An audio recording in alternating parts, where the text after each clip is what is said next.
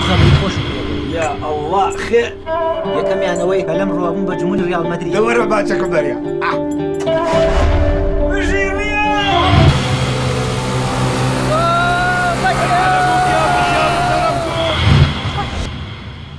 ما تخابر على بليدي، خابر لي على حمودي ابني، ولا ترضى تخابر لي وفوقها حرام.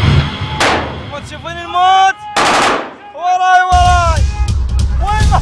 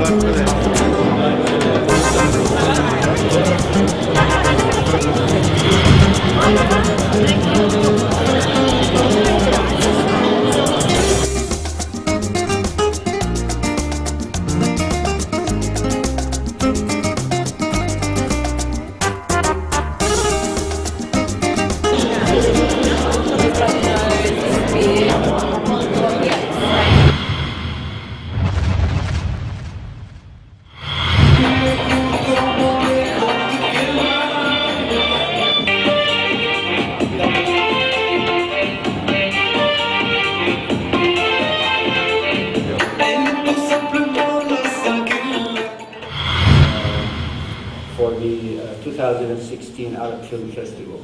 Before I introduce the film, I would like to acknowledge the traditional owners of this land, the Baramandigo people of the Darug Nation, and pay my respects to their elders past and present.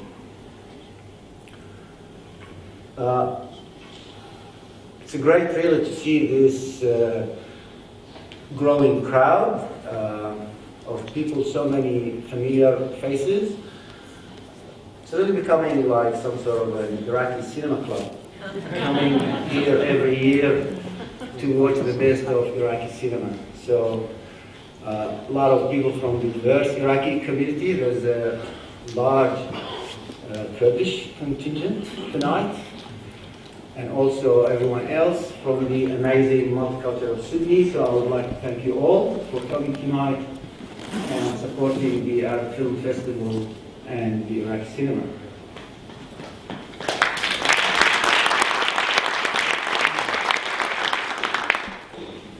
Tonight we are showing two award-winning Iraqi films. The first is a short film, Dialing, by director Baha Al-Kadhimi, who shows some of the touching issues that Iraqis have to deal with in their daily life.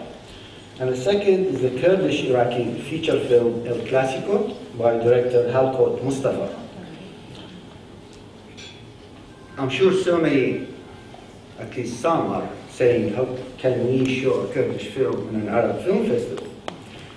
Well, for one, Kurds have been subject to oppression and to suppression of their cultural identity carried out by the Ba'athist regimes in Iraq and Syria in the name of Pan-Arabism, but also because here in the Arab Film Festival, we would like to embrace our deep-rooted, inclusive Arabic heritage and show that Arab countries are not just for Arabs, but they also include the myriads of cultures, languages, and religions that make up our rich Arab culture.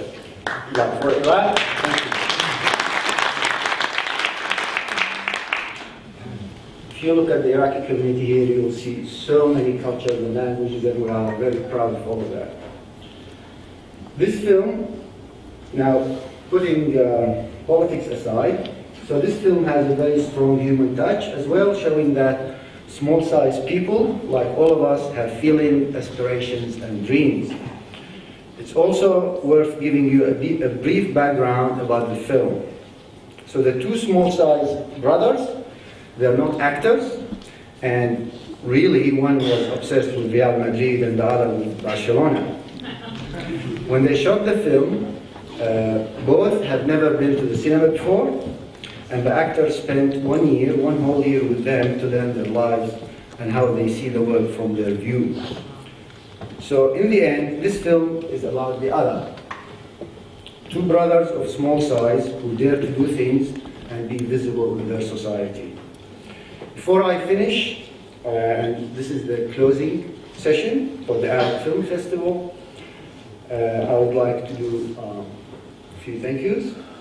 First, I would like to thank Panorama newspaper for their support as sponsor for the Arab Film Festival, but also in promoting specifically this session, the Iraqi session. And also, I would like to thank Muna Zayla and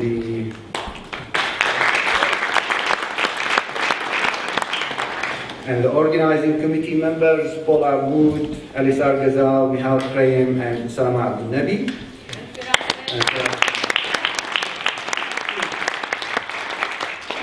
And also the festival's technical crew, Cameron and Ian, always look behind the, working behind the camera, or the projector. And the production coordinator, Lebuk Al-Haddad. I'm sure that they all done a great collaborative work in a very, very successful film festival this year, so thank you all.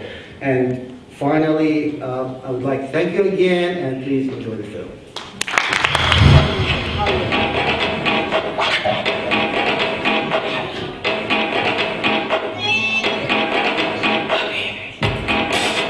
حبيبي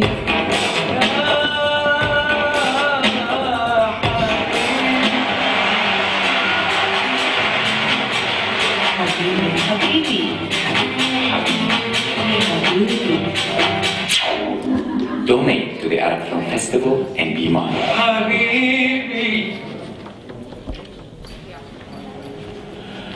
Good evening, ladies and gentlemen. Riverside Theatres and the Arab Film Festival welcomes you to tonight's screening.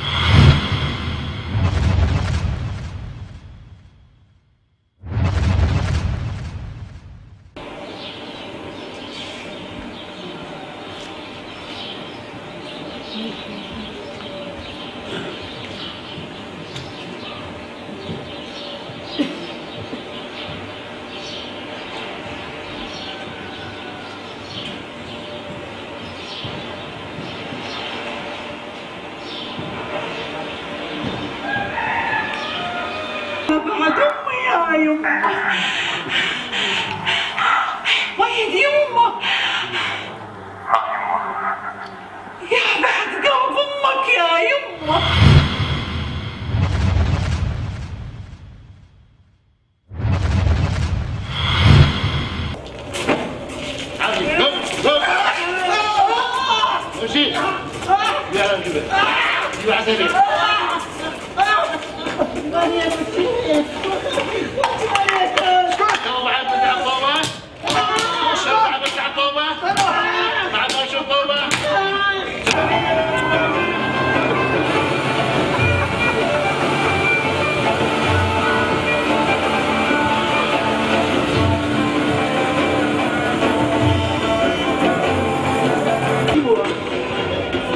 نازم چیه؟ دفعه چیه؟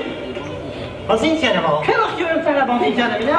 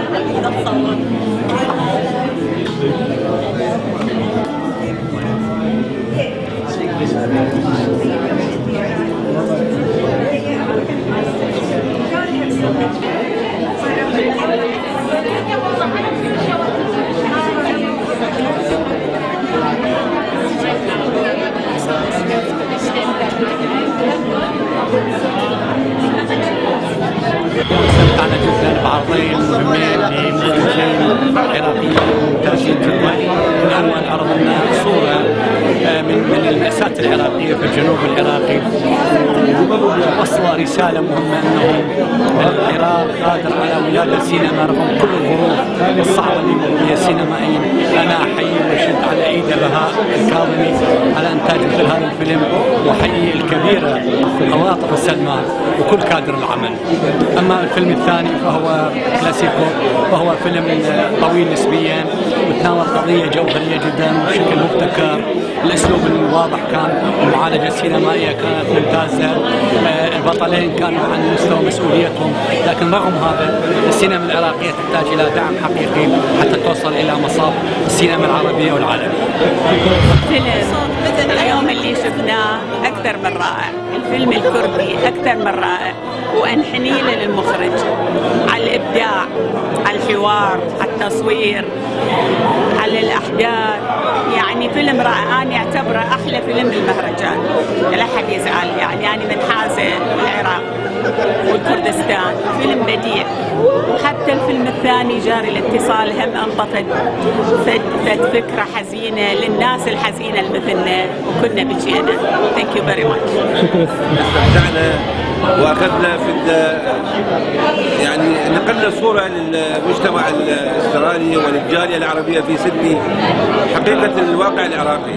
الفيلم الاول كان فيلم ممتاز، كان بألم شويه بسبب الوضع الامني والشهيد. الفيلم الثاني الكردي كان طبعا شويه فرحنا وامتعنا، لان كان به شويه فرحه وبهجه ولو نهايه حزينه. شكرا لكل الاخوه العاملين بهذا المهرجان، واحنا كل سنه من رواد هذا المهرجان، وشكرا لك.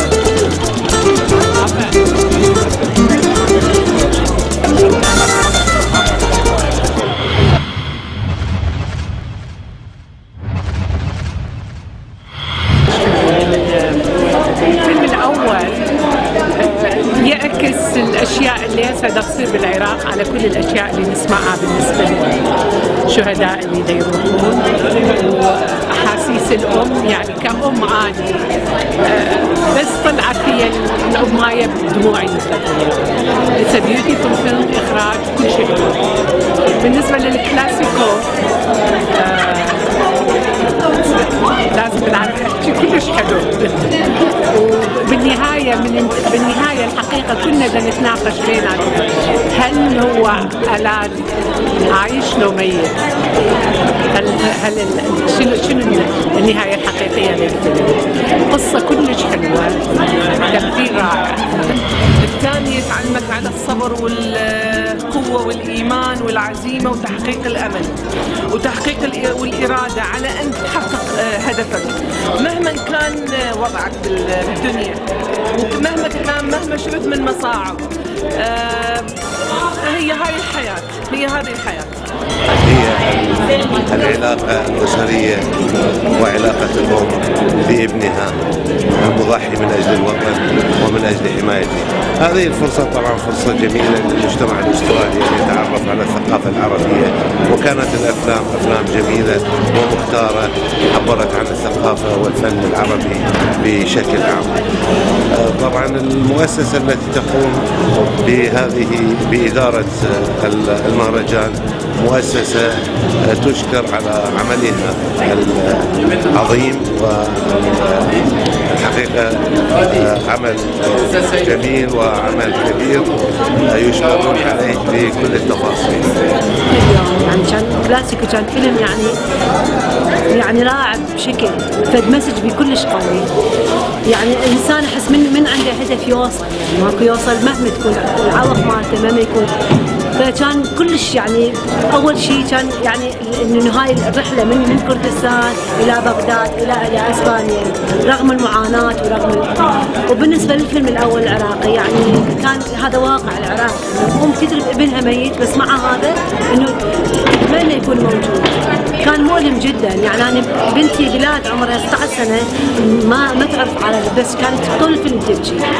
ما اعرف يعني هذا احس واقعنا العراقي.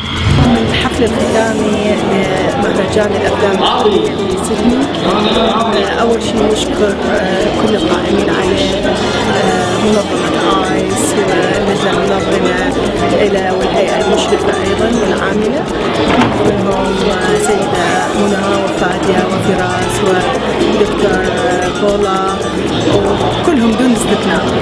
حقيقة الفيلم كان الأول اللي هو جاري الاتصال يجسد المأساة حقيقة العراقية لفقد الأمهات أولادها، وهي حالة الحرب اللي يعيشها العراق وحالة المأساة حقيقة اللي تخلينا نشعر إنه إحنا نعيش بالوطن، رغم إنه هو هذا الفيلم يجسد تقريبا كل الحياة العراقية في زمن صعب، زمن مؤلم تعيش الأمهات ويعيشوا الأولاد.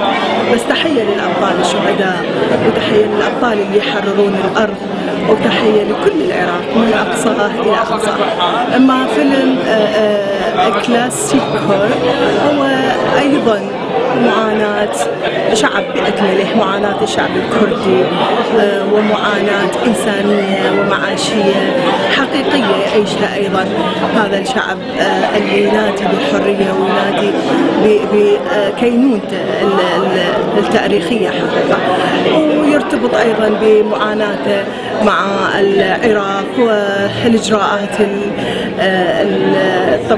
السفر والعصابات مع الأسف يعني نشعر أنه بحالة من الإشمئزاز اللي تصل إلى حالة هذه الحالات، استغلال الحالات الإنسانية اللي يعيشها البلد من قبل زمر عصابات ولا إنسانية حقيقة، زمر طائفية ولا إنسانية أحيانا اللي هي تقوم بمثل هذه الأعمال اللي شفناها بالفيلم، من ضمنها تزوير الجوازات والطرق الغير المشروعة للسفر والتسليب والسطو فتحية للمخرجين حقيقة اللي جسدوا هذا العمل، تحية للمصورين أيضا، تحية للممثلين اللي قاموا بهذه الأعمال لنقل ما يعيشه العراق من الداخل إلى هذا الفضاء الواسع، الفضاء الأسترالي. ونرجع مرة ثانية نشكر كل من قام على هذا المهرجان، وإن شاء الله نشوفكم على خير سنة الجاية بإذن الله. وداد فرحان، رئيس التحرير جريدة بانوراما. لا أنا سعيد جدا الحقيقة لأنه جمهور كبير حضر المهرجان، وكل التعليقات الجمهور طاني إياها كانت كلها تعليقات إيجابية، يعني الجميع حبوا الفيلمين، الحقيقة فيلمين متميزة، كل فيلم يعطي جانب من جانب الحياة بالعراق، واثنيناتهم يعني احنا فخورين بهم المخرجين، ويعني بسرعة ما طوفت وجه يعني مشرق السينما العراقية وعن المجتمع العراقي، والحمد لله يعني الجميع كانوا فرحانين.